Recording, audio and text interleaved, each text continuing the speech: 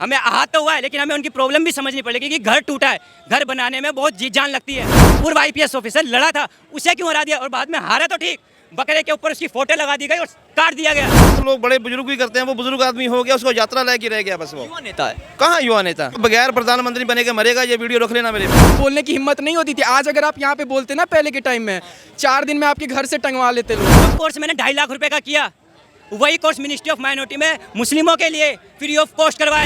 इलाहाबाद में किसी की हिम्मत नहीं होती थी अतीक अहमद के बोलने। हम उधर के रहने वाले हैं, हमें पता है वो डर क्या होता था। अपना हक मांग रहे हैं, हक मांगना अगर गुनाह है तो समझे गुनाह। नमक पैदा करने में तीसरे नंबर पे, मैं बार बार कह रहा हूँ ये बात, नमक हराम पैदा करने में पहले नंबर पे आता है हमारा। जब जिसने गोवा की सरकार गिरा दी, महाराष्ट्र की सरकार, वो अपनी सरकार कैसे गिरने देगा। महाराष्ट्र के अंदर पाकिस्तान के झंडे लहर गए साहब, पाकिस्तान के झंडे लहर गए। पश्चिम बंगाल के अंदर बम ब्लास्ट हो गया और बीजेपी के कार्यालय में आग लगा दी गई। आपके ये वापस लाना चाहते हैं? क्या है? मेरा नाम अनिल पाठक, कहाँ के रहने वाले हैं आप? अयोध्या की। अयोध्या के रहने वाले। हाँ जी। चलिए ठीक है, बातचीत करते हैं। अयोध्या में बीजेपी क्यों आ रही है? कैंडिडेट की वजह से हारी है। कैंडिडेट की वजह से आ रही है।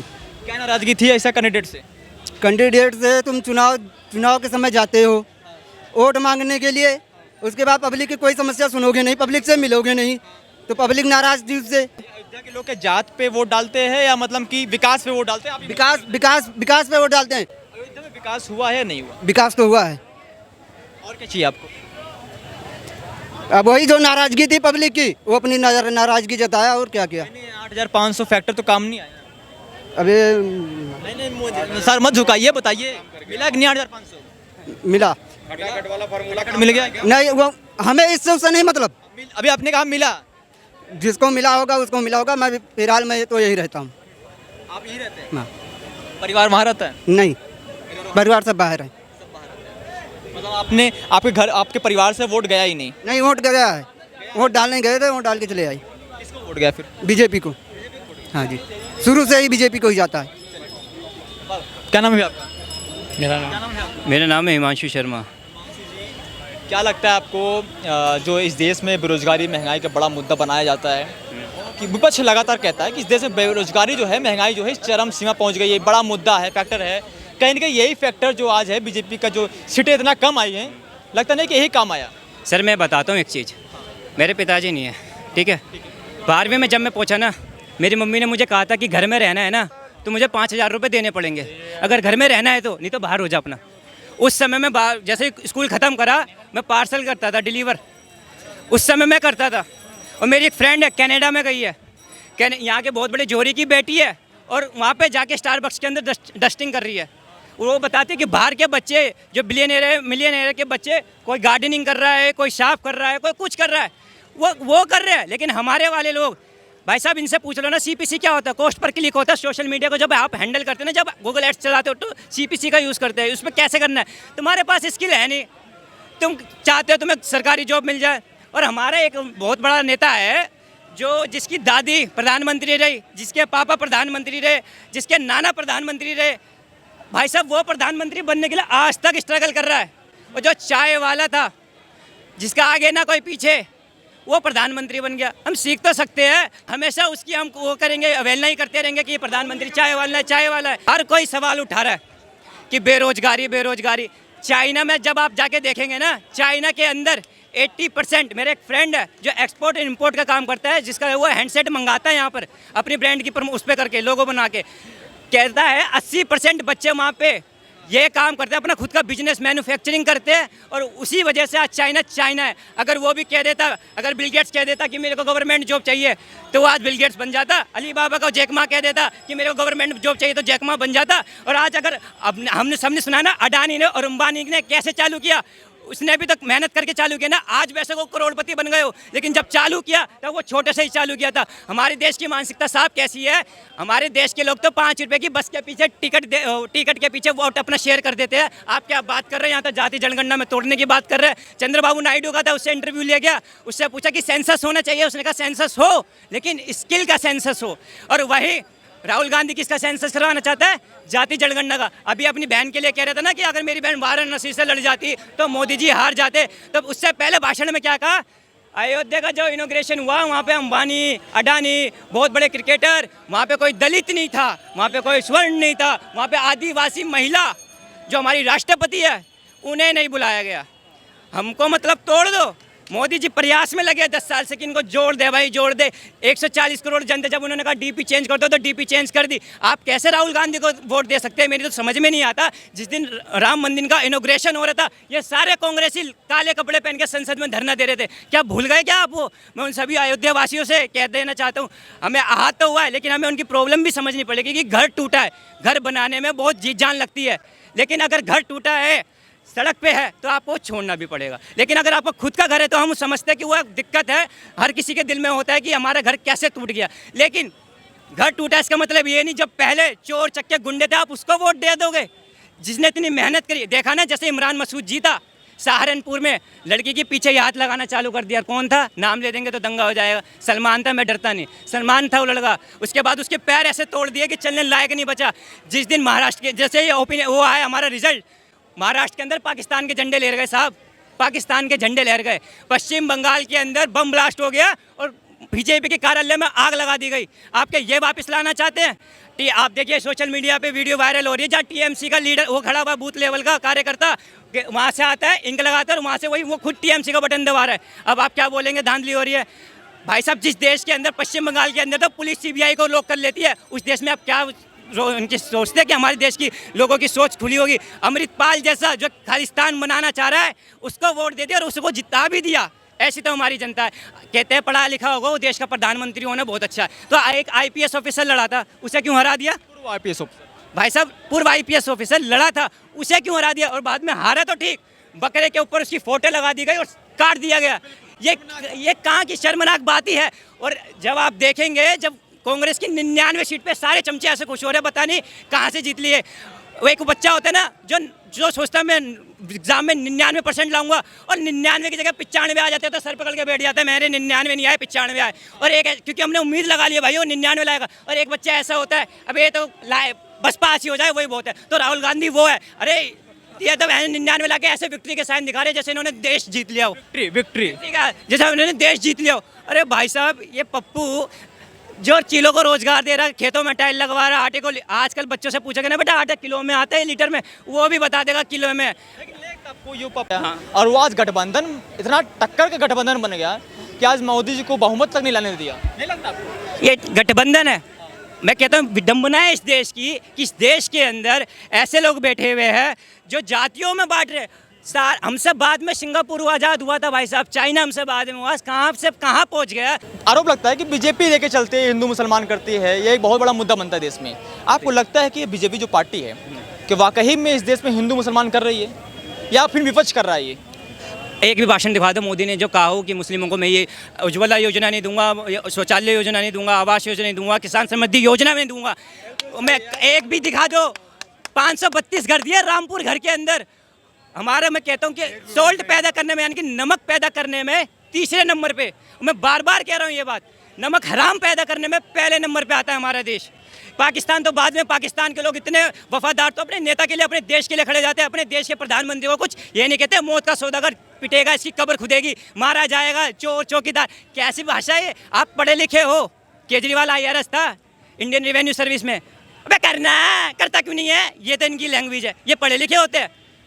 ये ऐसे नेता हमारे देश के लिए विडम्बना है। और मुस्लिम हिंदू मुस्लिम कहीं नहीं हो रहा भाई साहब। मैंने हमेशा आपको बता भी दिया होगा, डायलिसिस का कोर्स किया था, उसके बाद मुझे बुलाया गया कि आप आगे पढ़ाओ। मिनिस्ट्री ऑफ माइनॉरिटी के अंदर खुरेजी के अंदर कल्याणम इंस्टीट्यूट है, पैरामेडिकल के कोर्स 90,000 से लेकर लाख 1.5 लाख तक जाते हैं।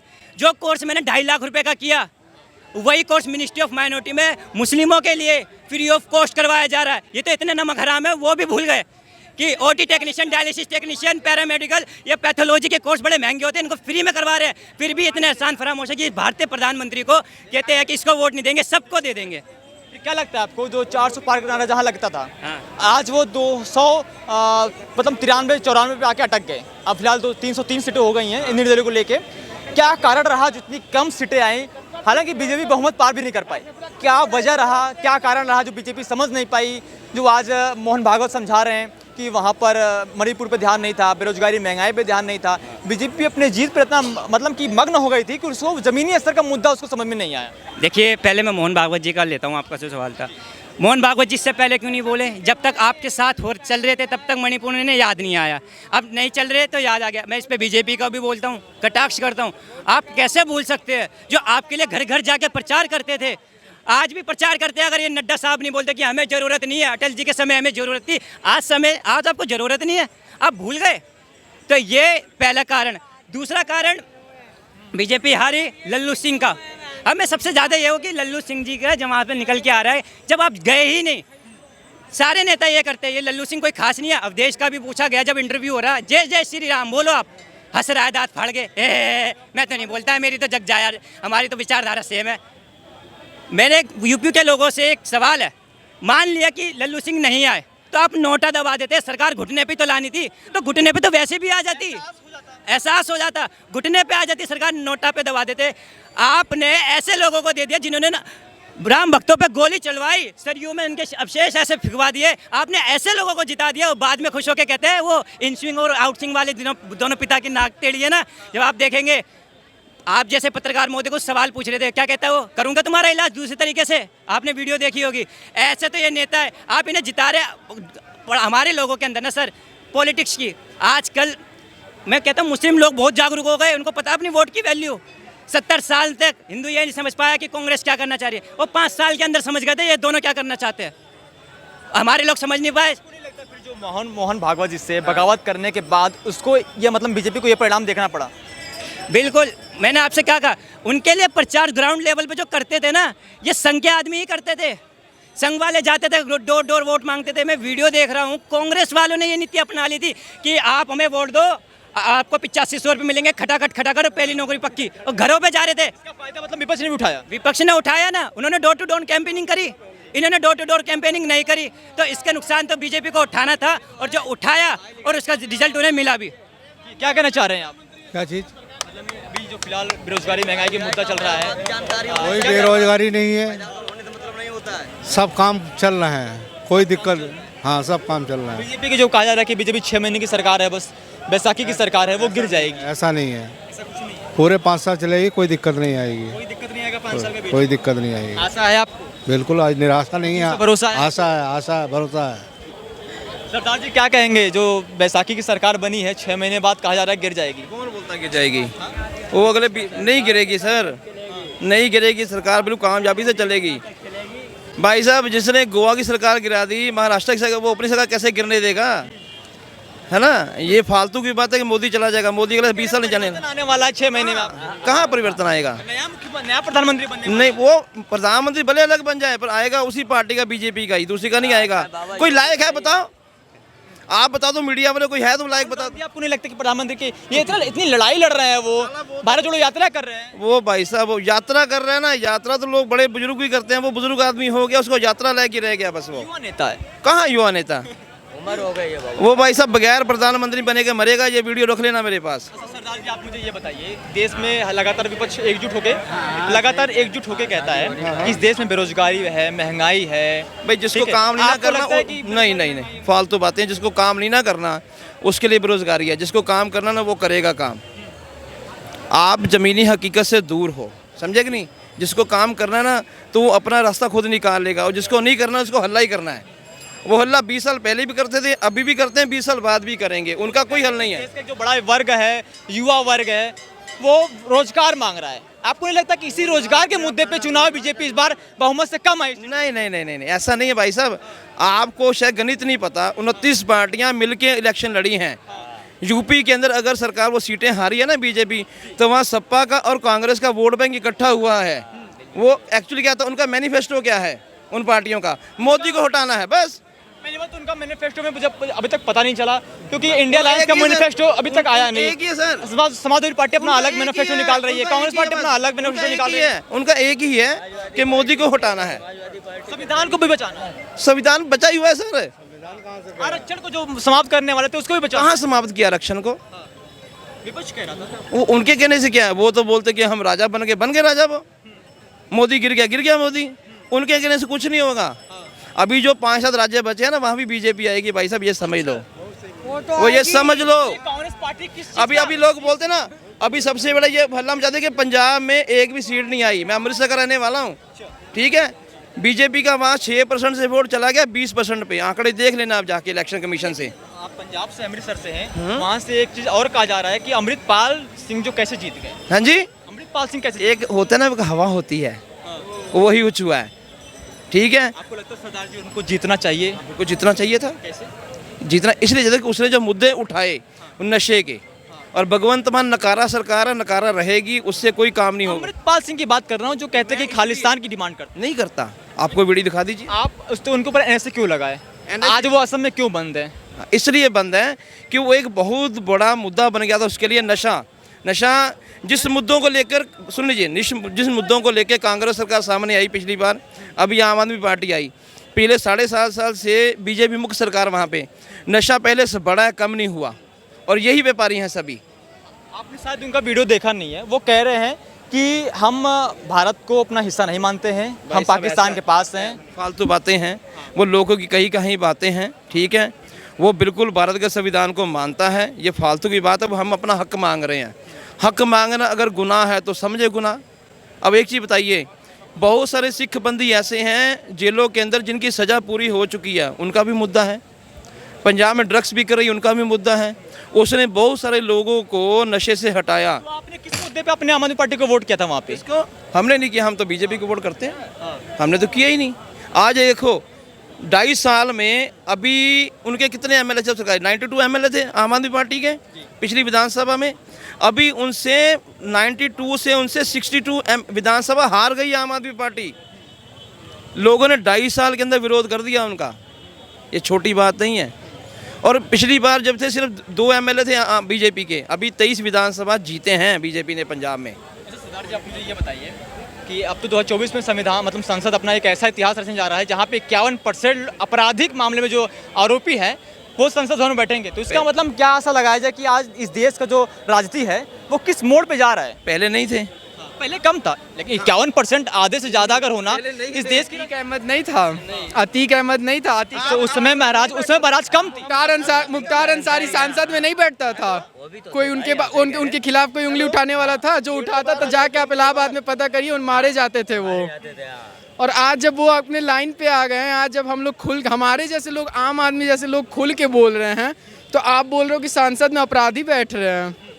कहीं पता निकल गया, अपराधी नहीं बैठ रहे हैं। मैंने कहा 51% लोग ऐसे हैं जो आपराधिक मामले में दर्ज हैं। वो अब ना लोग देख रहे हैं, अब उनको बस ना दिख रहा है जो ध्रुव राठे हुए हैं, ऐसे लोग उठ के आ रहे हैं जो बस अफवाह फैला रहे हैं। पहले लोग देखते थे लेकिन बोल नहीं पाते थे, अब बोल पा रहे हैं लोग। पहले बोलने की हिम्मत नहीं होती थी। आज अगर आप यहाँ पे बोलते ना पहले के टाइम में, 4 दिन में आपके घर से टंगवा लेते लोग। ये गारंटी ले लो आप। इलाहाबाद में किसी की हिम्मत नहीं होती थी अतीक अहमद के बोलने में, तुरंत 4 जूता पा रहा है उनका इलाहाबाद में। बहुत ज़्यादा दबदबा। हम उधर के रहने वाले हैं, हमें पता है वो डर क्या होता था। इनसे आप पूछ लीजिए। यहाँ भी वही कंडीशन थी। और ये खाली पंजाब या यूपी का मामला नहीं है, ये पूरे देश में यही मसला था। पहले लोगों को नज़र नहीं आता था, अब क्या इनके पास कोई मुद्दा है ही नहीं विपक्ष के पास, बस यही मुद्दे हैं।